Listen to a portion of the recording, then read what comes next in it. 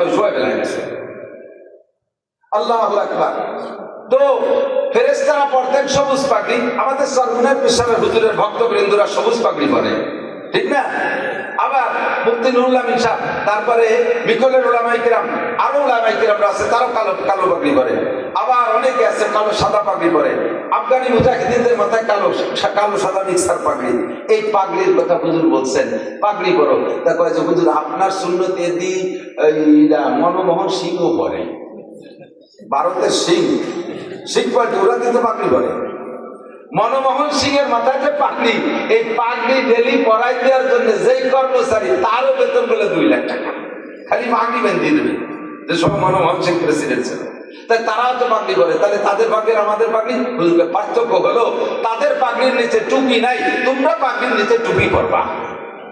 যদি পাগড়ি নাও পরে কমপক্ষে টুপিটা করবা।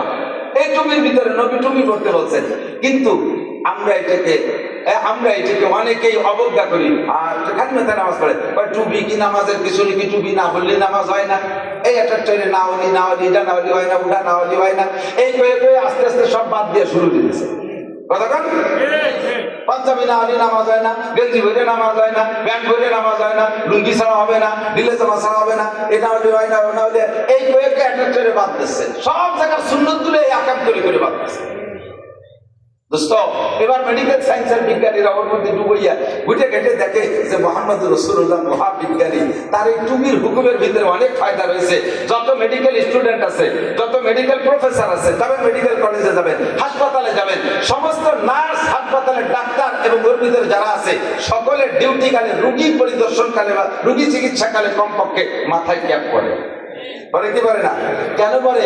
মুহাম্মদুর রাসূল, তোমাদের মুহাম্মদ বড় বিজ্ঞানী ছিল। মাথার চুলের ভিতরে জার্ম জীবাণু ঢোকে মানুষকে ওই রোগে আক্রান্ত করে ফেলতে পারে। এই জন্য টুপি দিয়ে মাথাটাকে ঘিরে রাখতে হয় যাতে চুলের মধ্যে না ঢোকে। তবে তোমাদের মুহাম্মদ এ ব্যাপারে তো সত্যি বিজ্ঞানী, কিন্তু মুহাম্মদ যদি আর একটু বাড়াই দিয়ে যেত তাহলে সমস্যা হতো না। সেটা কি?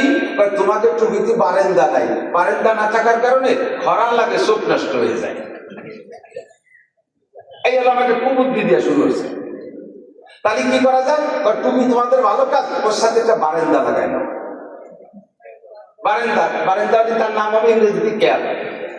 বারেন্দা কি সামনে না পিছনে? সামনে। কথাটা কত যুক্তিসঙ্গত। একটা বারেন্দা সামনে থাকলে চোখে ছায়া পড়ে, কপালে খরা লাগে না, ভালো ঠায়। কি সুন্দর করে বুঝাইছে। উদ্দেশ্য তার ভিতরে আন্ডারগ্রাউন্ডে অন্য কিছু, সেইটা আপনারা বুঝতে দেয় নাই।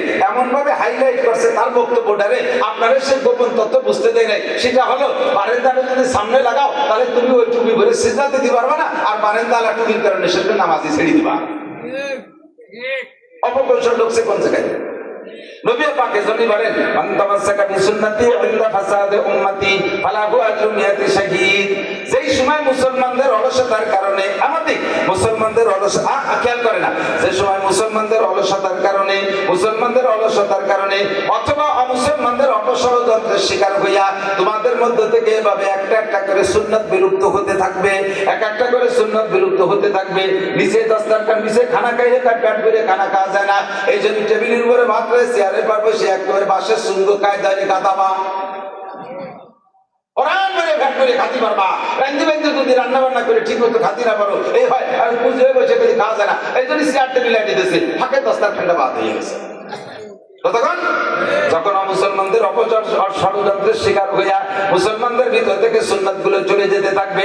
আমার প্রাণ প্রিয় কলেজ স্টুডেন্ট, আমার দেশের বাপু ভাইয়েরা, একটু লক্ষ্য করে শুনুন।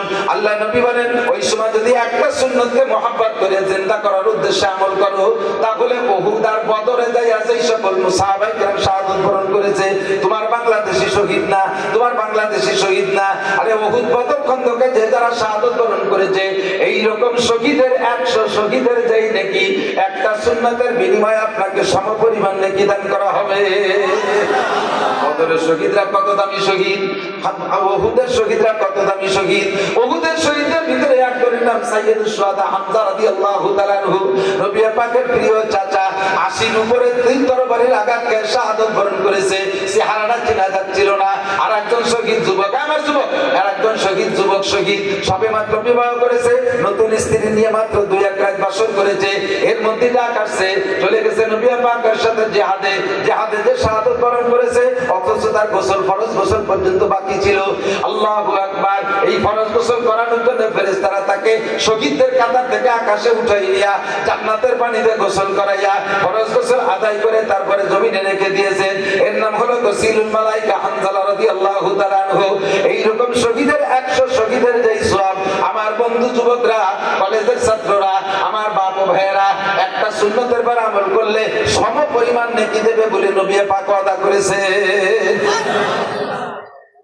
সুন্নত এখন মিটে যাওয়ার পথে, বিলুপ্ত হওয়ার পথে। সুন্নতের পর আমল করলে ক্রিটিসাইজ করে, কথা কয়টা?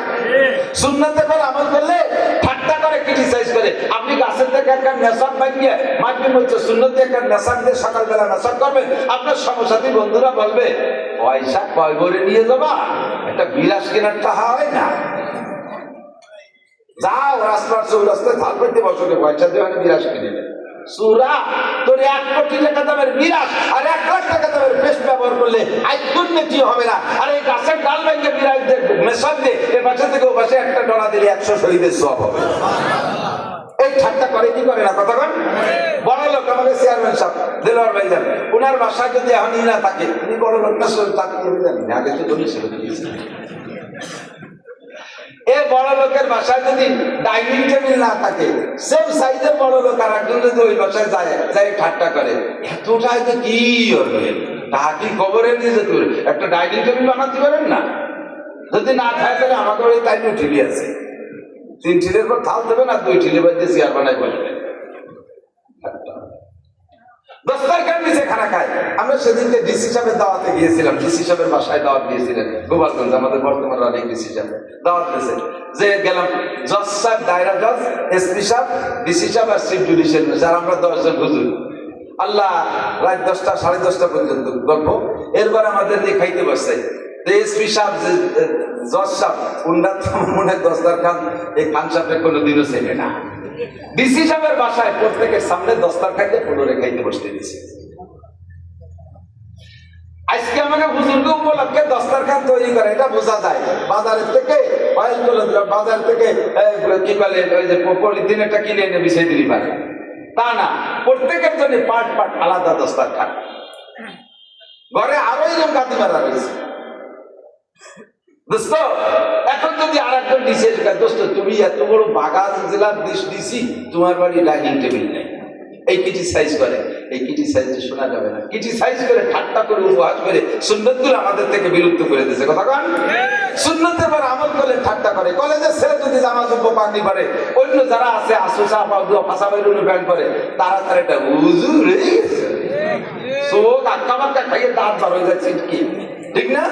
হুজুর হয়ে গেছে। কোন মহিলা যদি শতভাগ পর্দা করে কলেজে পড়তে আসে, অন্য লেংটি মহিলা যারা আছে, দায়ুস মহিলা, তারা তারা ঠাট্টা করে, মা ইহানে ভর্তি হয়েছে, ও মহিলা মাদ্রাসায় যাও, হয় কি পাই না? এই যে ঠাট্টার দিন আছে, সুন্নতের পর আমল করবেন কি করে? এই সময় সুন্নতের পর আমল করলে এরকম বস্তা বলে কি পাওয়া যায়? ছেলেতে দাঁড়িয়ে রাখছে, আব্বা তারে খেপায়,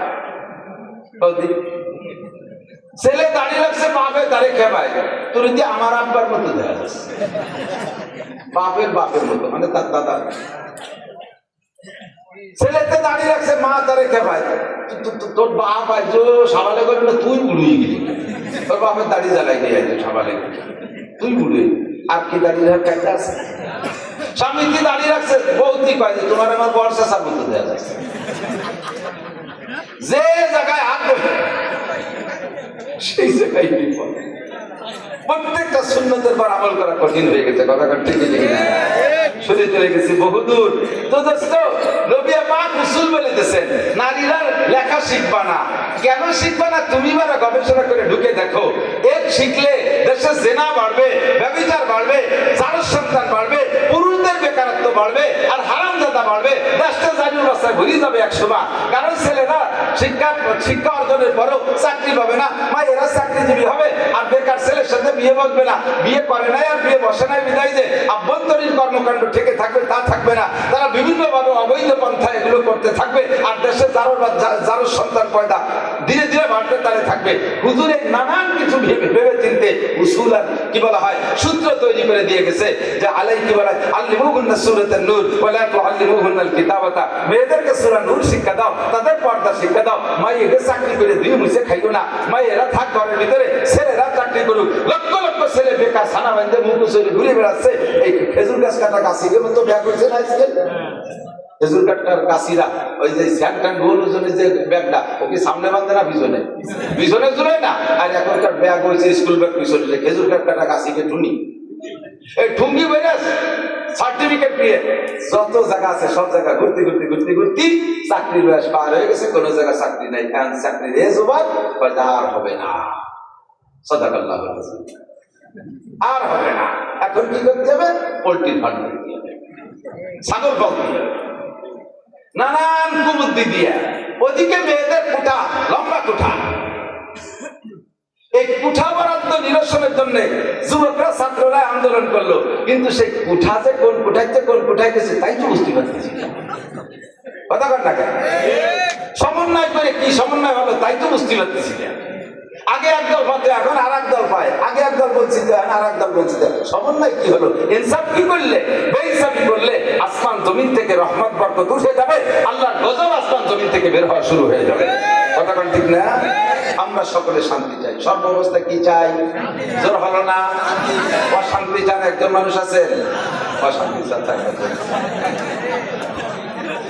তালে তালে উঠে গেলে। শান্তি চাই সবাই, কথা কন কি চাই? অশান্তি চাবেন না, দরকার নাই। শান্তি চাইয়ে তাই পাচ্ছি না। অশান্তি যদি চান তাহলে কেউ কোন জায়গায় যে থাকবেন, কখনো অশান্তি চাবেন না, অশান্তির দোয়াও করবেন না। কেউ চাই না যে আমার স্ত্রী সকালবেলা ঘুমে তুলছে দুটো বাড়ি দিই, এ চাই নাকি কেউ?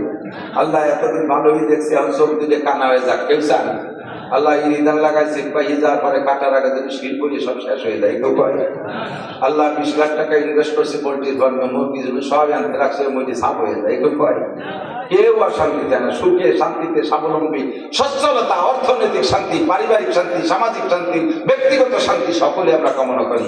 আল্লাহ শিখাইতেছে তুমি দোয়া করো, রব্বানা, পড়বেন আমার সাথে, রব্বানা আতিনা ফিদ দুনিয়া হাসানা ওয়া ফিল আখিরাতি হাসানা ওয়া কিনা আযাবান নার। আতিনা ফি দারি দুনিয়ানা হাসান, আতিনা ফি দারি উকবানা হাসান। আল্লাহ দুনিয়ায় শান্তি দাও, আখিরাতেও শান্তি দাও, জাহান্নামের আগুন থেকে বাঁচাও। দুনিয়াও কাঁদতে চাই না, আখিরাতেও কাঁদতে চাই না। কথা বলুন ঠিক ঠিক না? দুনিয়াও খুশি খুশাল থাকতে চাই, আখিরাতেও শান্তিতে জান্নাতে যাইতে চাই। আতিনা ফি দারি দুনিয়ানা হাসান, আতিনা ফি দারি উকবানা হাসান। সব অবস্থায় শান্তিতে থাকতে চাইবো। হযরত উসমান গনি রাদিয়াল্লাহু তাআলা আনহু, উনিও ওই 2,40,00,000 বর্গ মাইল দেশের প্রেসিডেন্ট ছিলেন। বরঞ্চ উসমানের সময় এসে আরো দেশ বড় হয়েছে, আরো বড় হয়েছে।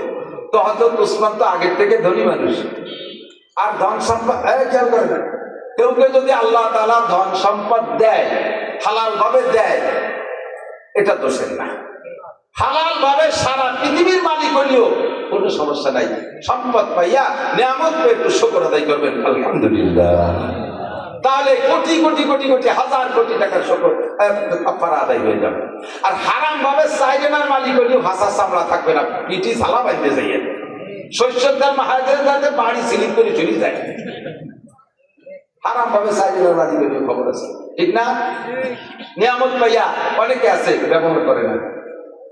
এদিক বহুত মানুষ আছে 10 বিঘা জমির মালিক, ছেলেরা টাকা পাঠায়, বাজারে যায়, বাজার থেকে একেবারে শরীরের আগে যাইয়ে দেয় যে কয়টা পচা ফুটি টুটি আছে এখানে নিয়ে আসে। জীবনে আগাটা আটে যায় না, ভালো একটা মাছ কিনে খায় না, তো লক্ষ লক্ষ টাকার মালিক আছে না এরকম? না শকর, না শকর, অকৃতজ্ঞ। একই আমি খাবো না, তাই কার জন্য খেয়ে যাবো? শেখ সাদি রহমাতুল্লাহ আলাইহি বলেন, নেকবাক তাকে খর্দ পেশ, বদবাক তাকে মর্দ পেশ। ভাগ্যবান সেই লোকটা যে লোকটা কামাই করে হালাল ভাবে পরাণ করে খাইয়ে গেল, আর আখিরাতের জন্য জন্য কিছু করে গেল, এই লোকটা ভাগ্যবান, এই লোকটা ভালো। আর বদবদ তাকে মর্দ হয়ে আর কপাল পোড়া সে জীবন বইরে গামছা মুড়াই দিয়ে কাঁচা দিয়ে কামাই করিয়ে গান রক্ত পানি করে ইনকাম করে সব ঠিক করে গেল, খাইয়ে গেল না পালন করে, আখেরাতের জন্য কিছু করে গেল না। দামি একটা লুঙ্গি ভরবে না, জীবন ভরে 250 টাকা দামের লুঙ্গি, 2 দোয়া দেওয়ার পরে তার মার মোর কাছে যায়, নামাজে মসজিদে দাঁড়ালি করে সামনে মুসলের পিছন দিয়ে তাকালি ওনার আবুল্লাহকে সব দেখা যায়।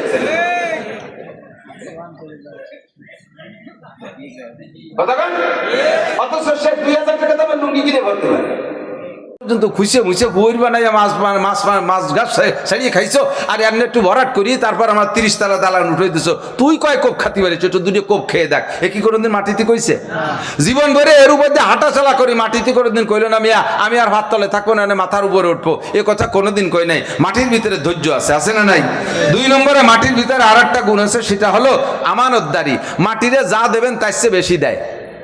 পেঁয়াজের বীজ 1 কেজি পেঁয়াজের বীজ বুনই দেন, মাটিতে 20 মণ পেঁয়াজ দেয়। 1 কেজি পাটের বীজ দেন, মাটিরে সে 20 মণ পাট দেয়। 1 মণ ধান বুনই দেন, মাটির ভিতরে সে আপনারে 100 মণ ধান দেয়। কথা বলুন ঠিক কি ঠিক না? একটা আমের আঠি দেন মাটিরে, সে আপনারে বিশাল একটা গাছ দিয়ে 50 বছর হাজার হাজার আম দেয়। একটা নারকেল দেন মাটির ভিতরে, সে আপনারে 50 বছর কত শত না পার না নারকেলের ডাব দেয়। মাটিরে যা দেবেন তার চাইতে বেশি দেয়। মাটির মধ্যে আমানতদারি আছে, মাটির মধ্যে ধৈর্য আছে। এই জন্য আল্লাহ কয় এই 2টে গুণ আমার খুব পছন্দের, তাই মানুষ তোরে আমি মাটি দিয়ে বানাইছি। তোর ভিতরে জন্য আমি এই 2টে গুণ পাই। 1 নম্বরে তোর ভিতরে ধৈর্য থাকতে হবে। ওয়াতাওয়াসাউ বিল হাক্কি ওয়াতাওয়াসাউ বিস ওয়াল আসরি ইন্নাল ইনসানা লাফি খুস ইল্লাল্লাযীনা আমানু ওয়া আমিলুস সালিহাতি ওয়াতাওয়াসাউ বিল হাক্কি ওয়াতাওয়াসাউ বিস সবর। ও বান্দা তুমি ধৈর্য ধরো, ওয়াস্তাঈনু বিস সাবরি ওয়াস সালাহ। তোমার মধ্যে ধৈর্য আসতে হবে। পাগলামি করো না, মাতলামি করো না, বেয়াদবি করো না, তুমি ধৈর্য ধারণ করো। আর তোমার ভিতরে আমানতদারি রাখো, খেয়ানত করো না। খেয়ানত আর আমানত, খেয়ানতদারি খেয়ানত করা আর এই বেয়াদবি করা, এই 2টা জিনিস আমার কাছে অপছন্দনীয়। তোমার মধ্যে ধৈর্য থাকতে হবে, আমানতদারি থাকতে হবে, ভদ্রতা থাকতে হবে, নম্রতা। শেখ সাদি রহমাতুল্লাহ আলাইহি বলেন, গুলিস্তার ভিতরে লেখছে, নাশায়াত বনি ইয়াদ মে খাকে জাদ কে দর সর কুনদ কে রতুন দিও বাদ তুরাবা চুনি তুন দিও সরকশি না পেন্দা রমজ খা কিয়া জাতেশি। এ যুবক, নাশায়াত বনি আদমে খাকে জাত, বনি আদম মানব জাতি, এদেরকে বানাইছে তো মাটি দিয়ে। এই মাটির বানানো মানুষের উচিত না অহংকার, তাকাব্বুরি, ফখর, গৌরব আর বেয়াদবি করা, এটা মানুষের উচিত না। মানুষ হবে নম্র ভদ্র। যুবকরে যদি বলি, যুবক তুমি এরকম করো কেন? যুবক ইদানিং কালে যুবক ঘাড় বাঁকায় বলে, আমি কি আপনার খাই? আপনি আমাকে জ্ঞান দিতে আসছেন, ভাষা পাল্টাতেছে। আগে কইতো কে বুদ্ধি দেওয়া লাগবে না, এখন ভাষা পাল্টা কয় আপনার তোমার জ্ঞান নিতে হবে। আপনি আমাকে জ্ঞান দিতে আসছেন? রাস্তা দিয়ে চলি, যুবক রাস্তায় দাঁড়ানো মোবাইল নিয়ে দেখতেই তালে আছে। আমরা গাড়িতে হরেন দেই, তাও সরে না। কাছে যে কলি বাবা একটু সরে দাঁড়া, কয় এত ব্যস্ত হয়েছেন কা? দাঁড়ান আমি মোবাইল দেখতেছি। শেখ সাদি বলেন, তুরাবা চুনি তুন দিও সরকাশি, তোমার এই বেয়াদবি আর গুস্তাকি দেখে আমার মনে হয় না যে তুমি মাটির বানানো আদম সন্তান, বরঞ্চ আমার মনে হয় তুমি আগুনের বানানো শয়তানের বাচ্চা, শয়তান। তুরাবা চুনি তুন দিও সরকাশি নাপেন্দা রমজ খা কিয়া জাতেশি। তোমারে মাটির বানানো মানুষ মনে হয় না, তোমাকে মনে হয় যেন আগুনের বানানো শয়তান। নম্রতা, ভদ্রতা, এই আদব লেহাজ, এগুলো খুব অভাব হয়ে গেছে। আমরা আগে খেয়াল করেন, মুরব্বীরা সাক্ষী দেন, আপনারা যখন স্কুলে পড়েছেন, আপনারা আরো উচ্চ শিক্ষায় শিক্ষিত, আমরা মাদ্রাসায় পড়ছি, প্রাইমারিতে মাদ্রাসায় চলে গেছি। এই মাদ্রাসায় যাইয়া 1 জামাত উপরে যে ছাত্র ভাই থাকতো, আমার 1 ক্লাস উপরে 1 বছর সিনিয়র, তাকে উস্তাদের মতো সম্মান করতাম।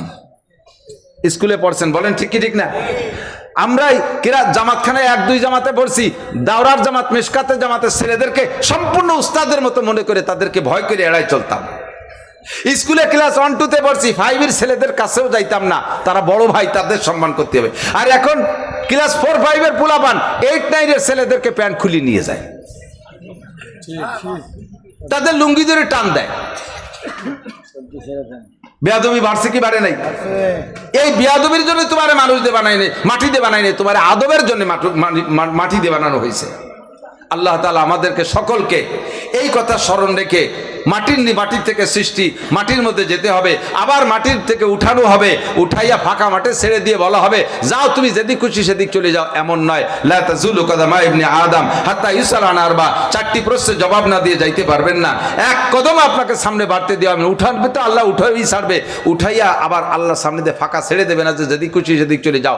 আপনাকে 4টি ইমিগ্রেশন আছে, 4টি ইমিগ্রেশন আছে। বিমানে উঠতে যেমন 4টি ইমিগ্রেশন আছে, 1 নম্বরে পাসপোর্ট ইমিগ্রেশন, 2 নম্বরে বডি ইমিগ্রেশন, 3 নম্বরে লাগেজ ইমিগ্রেশন, 4 নম্বরে টিকিট ইমিগ্রেশন। এই 4টে চেকপোস্টে আপনাকে চেক করার পরে তারপরে বিমানের গাড়িতে উঠতে দেয়। সেম কোয়ালিটি জান্নাতের গাড়িতে উঠতে হলে আপনার জিন্দেগি 4টি ইমিগ্রেশন। 1 নম্বর আন উমরিহি ফিমা আপনা, গোটা জীবন কোথায় কাটাইছেন নারী আর পুরুষ বলে যান। 2 নম্বরে শাবাবিহি, ও যুবক তোমার যৌবনকালটা কোথায় কাটাইছো, ফিমা আবলা, যৌবনকাল কোথায় কাটাইছো কয়ে দাও। 3 নম্বর আন মালিহি মিনাইন ইকতাসাবা ফিমা আনফাকা, মাল কোত্থেকে কামাই করেছো, কোথায় খরচ করেছো, জবাব দিয়ে যাও। 4 নম্বরে মাযা আমিলা বিমা আলিমা, উলামায়ে কিরামের কাছ থেকে কম কথা শোনো নাই, অনেক কথা শুনেছো, এ কথার পর কয়টা আমল করছো একটু জবাব দিয়ে যাও। আল্লাহ তাআলা আমাদের ওই জবাব দেওয়ার কাঠগড়ায় যেন না দাঁড় করে। এক শ্রেণী মানুষ বিনা হিসাবে জান্নাতে চলে যাবে, আল্লাহ তাআলা আমাদের বিনা হিসাবে পার হওয়ার ব্যবস্থা করে দিক।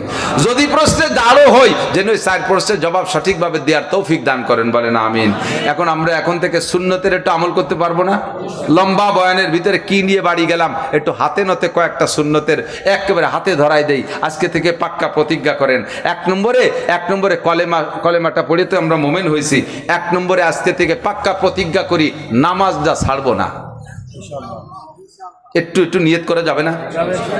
যুবক খেলাধুলা করো খেলাধুলা। গতকালকে আমি গোপালগঞ্জ প্রযুক্তি বিশ্ববিদ্যালয়ে MBA BBA ছেলেদেরকে নিয়ে আমরা উলামায়ে কিরাম ছিলাম, জোর হয়েছে ওখানে, ভিতরে তশকিল করলাম। আল্লাহর রহমতে কয়েকশো ছেলে এই উচ্চ শিক্ষিত, তারা তবলিগে 1 চিল্লা 3 চিল্লা 3 দিন 10 দিনের জন্য তশকিল হয়ে গেছে। এরা সব দাড়িওয়ালাকে নেই, তারপরে আল্লাহর রহমতে তাদের তাহাজ্জুদ কামাই নেই, তারা জামাতে নামাজ পড়ে। এই জিন্দেগিটা যদি সুন্দরভাবে গড়ে উঠাইতে পারেন যৌবনকাল থেকে, তাহলে এইটাই হলো সবচাইতে দামি জিন্দেগি। আজকে থেকে আমি পাক্কা প্রতিজ্ঞা করি। তারা খেলাধুলা করে না তা না, তারা ক্রিকেট খেলে, ফুটবল খেলে, ইত্যাদি খেলাধুলা করে সুন্নতি তরিকার ভিতরে থেকে, সুন্নতি পোশাকের মধ্যে থেকে। তুমিও খেলাধুলা করো, ফাঁকে আজান হইলে নামাজটা পড়ে নাও। আপনারা ক্ষেত খামারে যান, পাট পেঁয়াজের খেতে যান, ধান কাটতে যান, আজান হইলে নামাজটা পড়ে নেন। 1 নম্বরে নামাজ পড়া যাবে তো? রমজান পাইলে রোজা রাখবো। যত বয়ান হোক, এই মূল নতিজা হলো এগুলো। 3 নম্বরে আল্লাহ যদি তৌফিক দেয় হজে যাবেন তো? একটু হজের নিয়ত করেন না? হ্যাঁ, কমপক্ষে একটা উমরা করি। জীবনে কি একবার কাবা ঘর দেখার শখ হয় না? টাকা হলি মিয়া খালি জমি রাখো, তাই উমরায় যাবা কবে?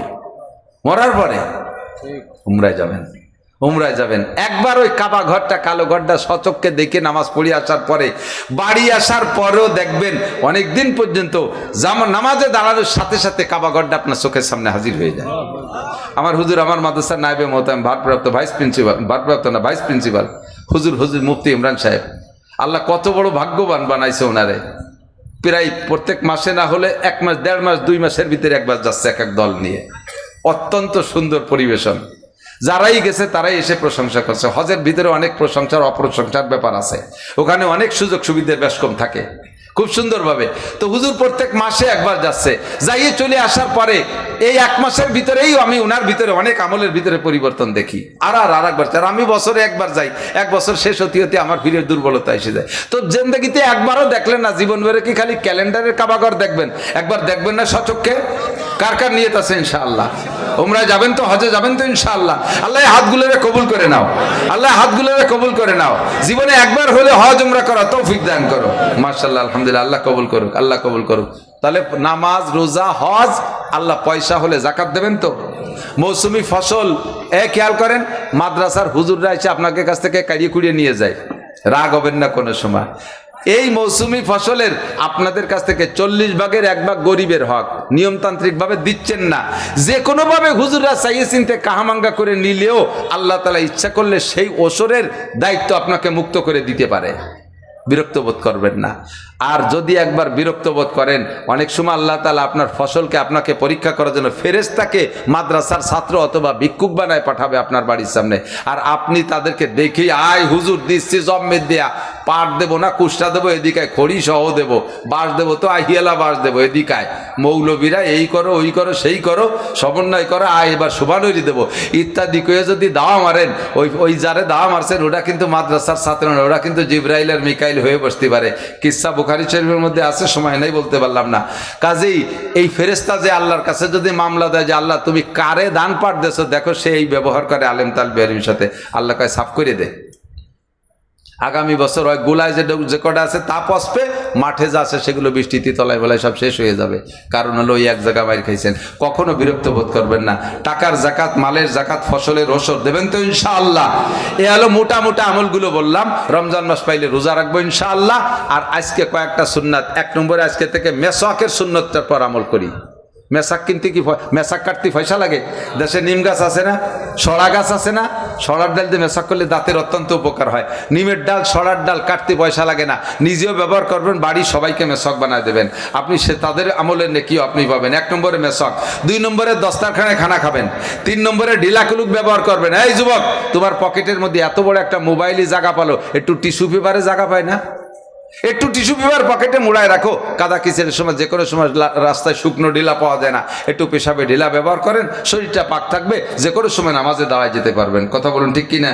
তাহলে পেশাবে ঢিলা ব্যবহার করা যাবে তো, বাথরুমে ঢিলা। 3টে সুন্নাত। 1 নম্বরে কি বললাম? 1 নম্বরে মেসওয়াক, 2 নম্বরে ঢিলা, 3 নম্বরে দস্তারখান। এই 3টে আমরা স্বাভাবিকভাবে ব্যবহার করতে পারি। বাকি অন্যান্য আরও যত সুন্নত আছে তার ভিতরে অন্যতম সুন্নাত পুরুষরা 1 মুষ্টি পরিমাণ দাড়ি রাখা। এই দাড়িটা রাখার অভ্যাস করে ফেলেন যাদের নেই। 4 নম্বরে সকলে শুদ্ধ করে কোরআন শরীফ পড়া শেখেন। শুদ্ধ করে কোরআন শরীফ, শুদ্ধ করে কোরআন শরীফ না পড়লে সারা জীবনের নামাজ সব বাতিল। 1 রাকাত নামাজও আপনার হচ্ছে না, এ দ্বারা পরকালে কিছুই পাবেন না।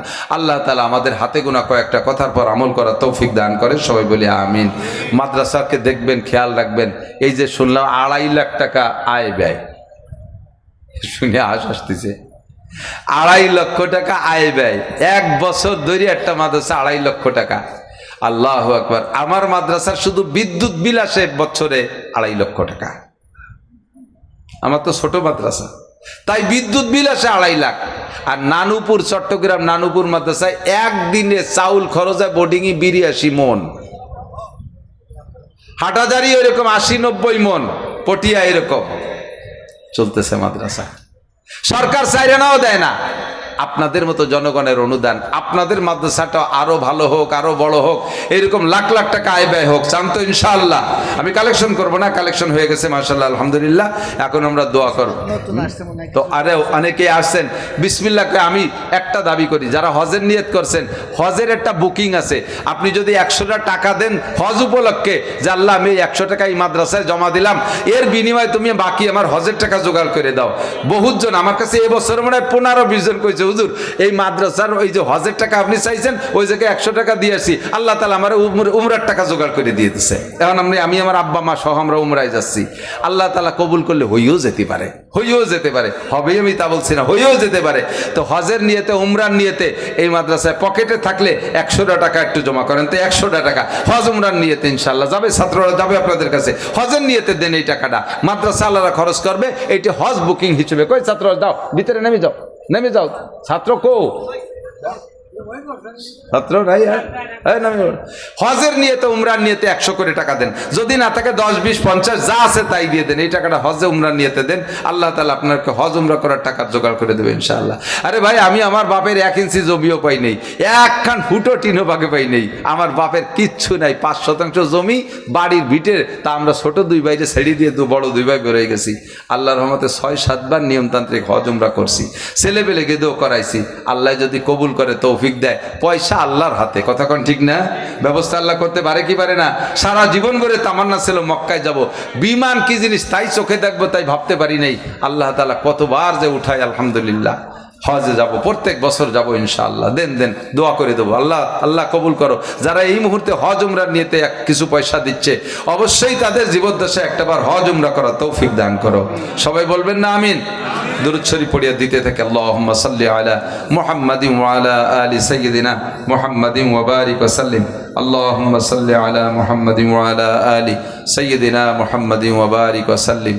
اللهم صل على محمد وعلى آل سيدنا محمد وبارك وسلم. الحمد لله رب العالمين والصلاة والسلام على